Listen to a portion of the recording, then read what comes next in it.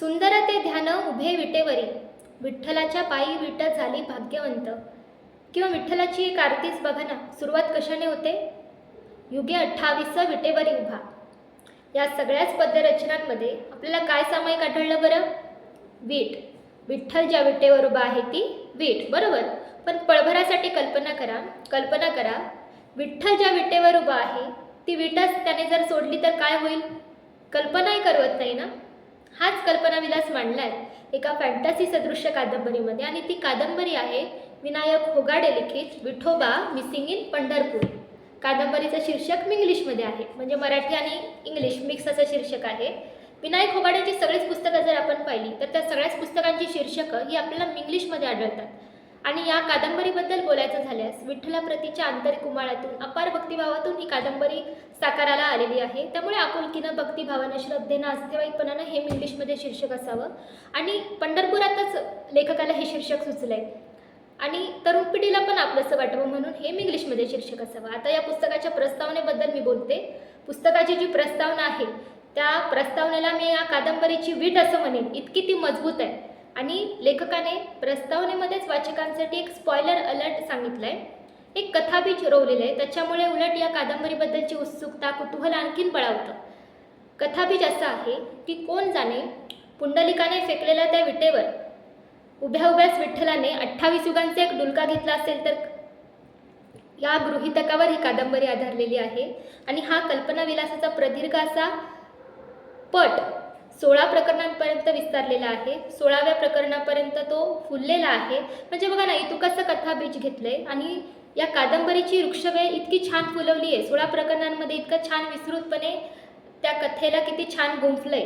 संत ज्ञानेश्वर माऊलींच्या एका अभंगातल्या ओळी मला इथे उद्धृत कराव्याशा वाटतात. इवलेसे रोप लावियले द्वारी, तयाचा वेलू गेला गगनावरी, मुगरा फुलला. या वृक्षवेली रूपी कादंबरीच्या बाबतीत या ओळी खूप चपखलपणे लागू होतात. आणि प्रस्तावनेमध्ये म वा धोंड यांचं एक वाक्य आहे, ते मी तुम्हाला वाचून दाखवते. भक्त आणि संत यांच्यामधला फरक हाच की भक्त निव्वळ देवाभिमुख असतो, तर संत देवाभिमुख असण्यासोबतच लोकाभिमुखही असतो. आपल्या विठोबाचे सारे संत असे लोकाभिमुख आहेत, म्हणूनच आपला विठोबाही लोकाभिमुख आहे. आणि शेवटच्या प्रकरणामध्ये विठोबा हा कसा लोकसखा पांडुरंग आहे हे खूप छान प्रकारे विशद केले लेखकाने. एकंदरीत कादंबरी त्या बाबतीत बोलतेच, पण किती छान एक सर्कल पूर्ण झाले. प्रस्तावनेमध्ये जे काही म्हटले आणि शेवटच्या प्रकरणामध्ये जे काही म्हटले ते किती छानरित्या गुंफले. एक खूप छान आवर्तन कंप्लीट झाले. आता मी पुस्तकाच्या आशयाबद्दल थोडं बोलते. सुरुवातच इतकी नाट्यमयरित्या होते, आपण एखाद्या नाटकाची स्क्रिप्ट वाचतोय की काय, एक संहिता वाचतोय की काय असं आपल्याला वाटतं. सीन असा आहे, विठोबा 28 युगाच्या डुलक्यातून जागा होते. कोणतरी त्याला आवाज येते, कोणाच्या तरी आर्त हाकेतून, आर्त पुकारातून विठोबाला जाग येते. आता ती कोणाची आर्त हाक आहे हे मी पुढे सांगेनच. मग विठोबा पुंडलिकाला म्हणतो, बघ रे पुंडलिका, कोण आवाज येते बघ. पुंडलिक तर मातापित्याच्या सेवेत मग्न. मग विठोबालाच निद्रेतून जागं व्हावं लागतं. अशी ही लेखकाची उत्तरकथा सुरू होते. लेखकाने या कादंबरीरूपी फुलवलेल्या कथेला उत्तरकथा असं म्हटलंय, एक प्रकारची उत्तरकथा. कारण लोकसंस्कृतीमध्ये ऑलरेडी याबद्दल एक कथा प्रवाहित आहे, प्रसिद्ध आहे, प्रचलित आहे. त्यामुळे लेखकाने या कादंबरीच्या रूपी जे कथाबीज रोवून जी कथा फुलवलेली आहे याला लेखकाने एक प्रकारची उत्तरकथा असं म्हटलंय. आणि लोकसंस्कृतीमध्ये जी ऑलरेडी प्रवाहित कथा आहे ती कथा आपल्याला पार्श्वभूमीच्या रूपात पहिल्या दोन प्रकरणांच्या रूपात वाचायला मिळते, म्हणजे वाचकांना एक अंदाज यावा म्हणून बॅकड्रॉपचा सगळा. आणि ती जी कथा आहे ऑलरेडी प्रवाहित असलेली लोकसंस्कृतीमध्ये, ती पार्श्वभूमी आपल्याला पहिल्या 2 प्रकरणांमधून कळते. आणि ती जी कथा आहे लोककथेमध्ये, लोकसंस्कृतीमध्ये ऑलरेडी प्रवाहित असलेली ती कथा मी थोडक्यात सांगते. द्वारकेहून रुसून रुक्मिणी दिंडीरवनात येते आणि तिच्या मागोमाग कृष्ण येतो. आणि मग तिला शोधत शोधत वन फिरतो. आणि मग थकून भागून पुंडलिकाने फेकलेल्या विटेवर स्थिरावतो आणि त्याला एक डुलका लागतो. 28 युग सरून जातात. आणि मग हळूहळू कृष्ण पण त्याचं गळून पडतं. कृष्णाचा पांडुरंग होतो, विठोबा होतो, दिंडीरवनाचं पंढरपूर होतं. आणि मग 28 युगांच्या डुलक्यानंतर 2025मध्ये लेखकाच्या विठोबाला जाग येते आणि तिथून उत्तरकथा सुरू होते. आणि ही ऑलरेडी लोकसंस्कृतीमध्ये प्रवाहित असलेली कथा मी आपल्याला आता सांगितली. आता 28 युगांच्या निद्रेतून जेव्हा विठोबा जागा होतो तेव्हा त्याला कळतं की आसपास तर रुक्मिणी नाही आहे. ज्या रुक्मिणीसाठी आपण वन फिरलो, द्वारकेहून दिंडीर वनात आलो, ते दिंडीरवर पण आता दिसत नाही आहे, काहीतरी वेगळंच दिसतंय. त्याला माहिती नसतं की ते आता पंढरपूर झालेलं आहे आणि रुक्मिणी कुठं आहे. म्हणून तो वीट सोडतो आणि तिथून लेखकाची उत्तर कथा ॲक्च्युअल सुरू होते. आता वीट सोडल्यानंतर त्याचं देवत्व गळून पडतं, तो मनुष्य रूपात येतो आणि मग साध्या भोरप्याच्या वेशात, बहुरूपियाच्या वेशात पंढरपूर पालथं घालतो. मग पंढरपुरातलं वातावरण अनुभवतो, पंढरपूर निहाळतो, तिथलं समाज जीवन, जनजीवन कसं चाललंय ते पाहतो. त्याला वेगवेगळी पात्र भेटतात. कधी तो चहा पितो, चहाला अमृत रस म्हणतो. त्याला कळतं सतयुग गेलंय, त्रेतायुग गेले, द्वापर युग गेले, आता कलियुग आहे. आपण कलियुगामधल्या 2025मध्ये आहोत. वेगवेगळी पात्र विठ्ठलाला भेटतात आणि सगळं वातावरण तो निहाळतो पंढरपुरातलं, की आपल्या ओव्या गातायत लोक, आपले अभंग गातायत, वेगवेगळी भक्तिगीतं त्याच्या कानावर पडतात. एक छान भक्तिमय वातावरण पंढरपुरातलं निहाळतो. आणि एक पात्र विठोबाला असं भेटतं, ते असतात पुरातत्व खात्यातले संशोधक, उत्खननाच्या कामासाठी पंढरपुरात आलेले असतात. आणि मग विठोबाची आणि त्यांची ओळख होते, दोघांची छान मैत्री होते. आणि दरम्यानच्या काळामध्ये एकच गोंधळ उडतो ना पंढरपुरात, कारण विठोबा तर वीट सोडून आलेला असतो, पंढरपुरातली मूर्ती गायब होते. सगळीकडे एकच हलकल्लोळ माजलेला असतो, एकच गोंधळ उडालेला असतो सगळ्या क्षेत्रांमध्ये, राजकीय क्षेत्रामध्ये, सगळीकडे एकच गोंधळ की विठ्ठल मूर्ती गायब झाली. विठोबाला माहिती असतं की आपणच वीट सोडून आलोय, आपणच या साध्या विषयात आहोत, आणि बाकीच्या लोकांना माहिती नसतं की हाच विठोबा आहे. आणि मग बोलता बोलता, त्या संशोधकासोबत बोलता बोलता विठोबाला असं कळतं की रखुमाईचं मंदिर तर आपल्या डाव्या बाजूलाच आहे, वामांगी रखुमाई. तर मग विठोबाच्या आनंदाला पारावर उरत नाही. आपण ज्या रुक्मिणीच्या शोधात इतकं वनवन फिरलोय आणि तो शोध सुरू असतो ना विठोबाचा, तर मग विठोबा त्या पुरातत्व खात्याच्या व्यक्तीला सगळी माहिती विचारतो. आणि त्या पंढरपुरामध्ये आता दर्शन बंद झालेलं असतं, कारण गोंधळ उडालेला असतो मूर्ती गायब झाल्यामुळे. पण त्या संशोधकाला आतमध्ये एंट्री असते, कारण तो सरकारी माणूस असतो, त्यामुळे त्याच्या आयकाड्यामुळे त्याला एंट्री असते. मग विठोबा त्याला विनवणी करतो. मग दोघं जातात गाभाऱ्यामध्ये. गाभाऱ्यात प्रवेश करताच विठोबाला दिसते रखुमाई दिसते. आणि मग रखुमाई विठोबाला पाहते आणि म्हणते, आलासा? आणि मग तिथून विठ्ठल रखुमाईचा संवाद खूप छान मांडला आहे, संवादात्मक पद्धतीने खूप छान इथे विवेचन दिलेलं आहे. तिथून पुढे खूप छान संमिश्र पद्धतीचा दोघांचा संवाद सांगितला आहे. मग रखुमाईचं स्वगत सांगितलं आहे, रुक्मिणीची पण रखुमाई होते. आणि मग रखुमाई सगळा वृत्तांत विठोबाला सांगते की तुम्ही 28 युगांच्या निद्रित अवस्थेत असताना आपण पंढरपुराचा कारभार कसा सांभाळला आहे, वारकरी परंपरा कशी चालत आली आहे, संतांची अवघी मांदियाळी होऊन गेली, आपल्या वाऱ्या होत आहेत, सगळा वृत्तांत विठोबाला सांगतात. आणि मग तेव्हा विठोबाला आठवतं की हा त्या संतांच्या अर्थहाकेमुळे खरं तर आपल्याला जाग आली आहे. मग त्या संतांना भेटण्याची तीव्र इच्छा विठोबाला होते. आणि मग विठोबा काय करतात, रखुमाईला विनवणी करतात, कारण रखुमाईने वीट सोडलेली नसते आणि विठोबाचं देवत्व गळून पडलेलं असतं, कारण विठोबाने वीट सोडलेली असते. मग रखुमाईला विनंती करतात की रखमे, मला त्या संतांना भेटायचं आहे ग, त्यांच्या काळात जाऊन. मग रखुमाई विठोबाच्या खूप विनवणीनंतर विठोबाला वर देतात, आशीर्वाद देतात. ठीक आहे, तुम्ही त्या संतांना भेटा, त्यांच्या काळात जाऊन, अटीशर्तींसहित पाठवतात. आणि मी मात्र वीट सोडणार नाही, मार्गदर्शकाची भूमिका बजावेन असं सांगतात. आणि मग विठोबाची यात्रा सुरू होते. मग विठोबा एकेका संताला भेटतो. मग संतांची अवघी मांदियाळी सांगितलेली आहे. आणि रखुमाई विचारते, पहिलं तुम्हाला कोणाला भेटायला आवडेल? मग विठोबा म्हणतो, ज्या संताला आयुष्यभर माझ्या मंदिराची पायरी देखील चढता आलं नाही, माझ्या गाभाऱ्यात कधी प्रवेश मिळाला नाही, अशा त्या चोखोबाला मला पहिलं भेटायचे. मग विठोबा चोखोबा भेट इथे सांगितली आहे. मग एकेका संताला विठोबा भेटतो. चोखोबांचा संघर्ष वाचला की फार अक्षरशः डोळे पाणावतात. गावकुसाबाहेरचं जगणं, म्हणजे अत्यंत समाज यातना सोसून चोखोबाने आयुष्यभर विठ्ठल नामाचा जप केला, विठ्ठलाचा धावा केला.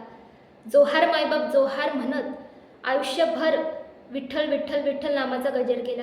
चोखोबाची पत्नी संत सोयराबाई, तिनेही अवघा रंग एकच झाला, रंगी रंगला श्रीरंग, त्या काळात रचना रचलेली आहे. या दोघांनी कायम त्यांच्या धानी मनी काष्टीपाशानी जळीस्थळी विठ्ठल विठ्ठल विठ्ठल. आणि मग विठोबा चोखोबाची दीपमाळ पाहतात, चोखोबाचा विवेकदीप नावाचा ग्रंथ कौतुकाने निहाळतात. सोयराबाईंनी ताक भाकर जी दिलेली असते ती खातात. खूप छान चोखोबा विठोबा भेट विस्तृतपणे मांडलेली. मग असं एकेका संताला भेटतात.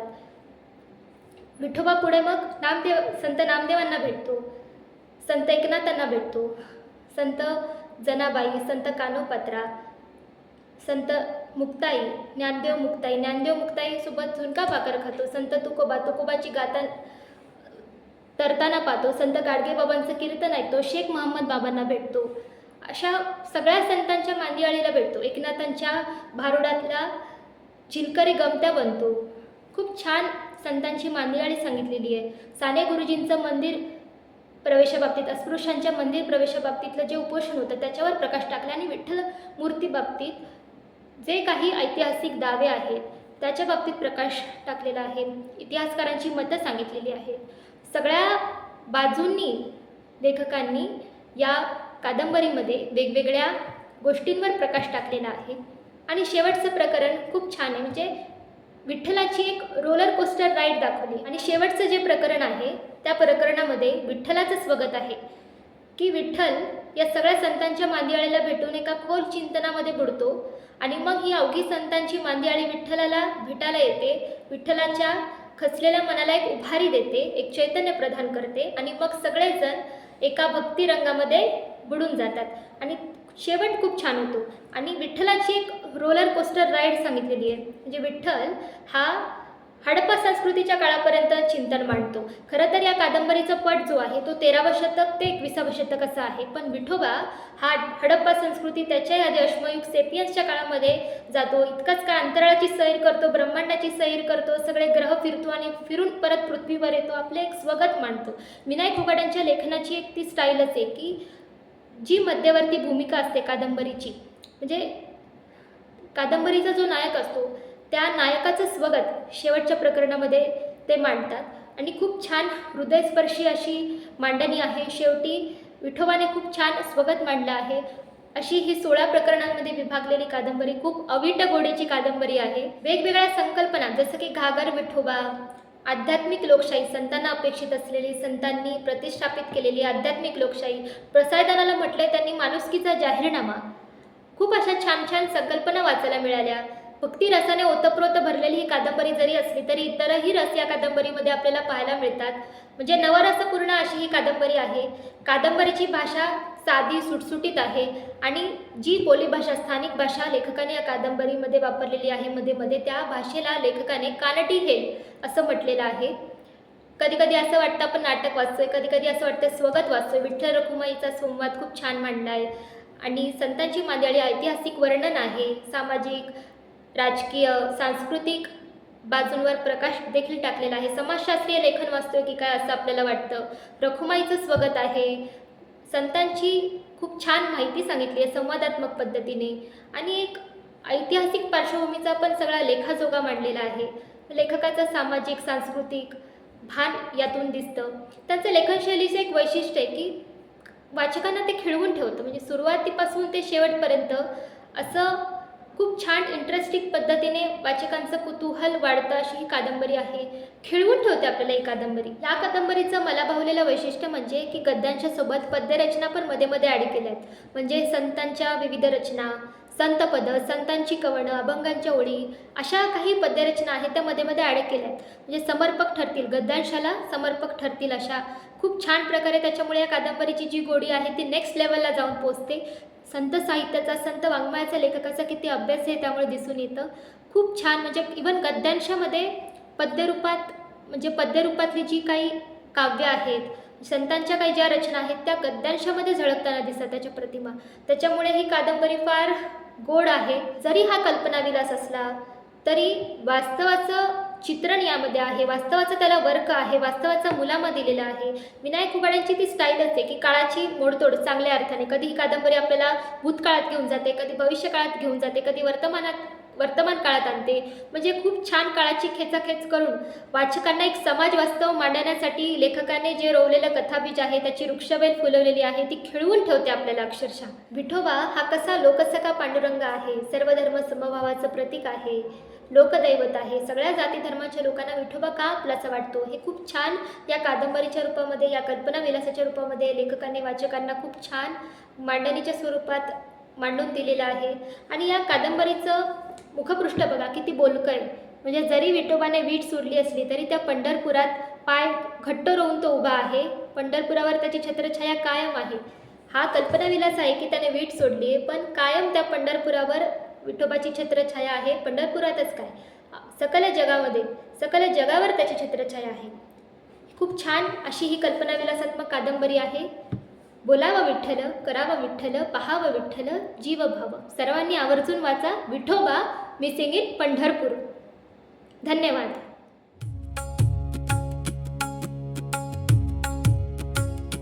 जय जय राम कृष्ण हरी, जय जय राम कृष्ण हरी, जय जय राम कृष्ण हरी, जय जय राम कृष्ण हरी, जय जय राम कृष्ण हरी, जय जय राम कृष्ण हरी.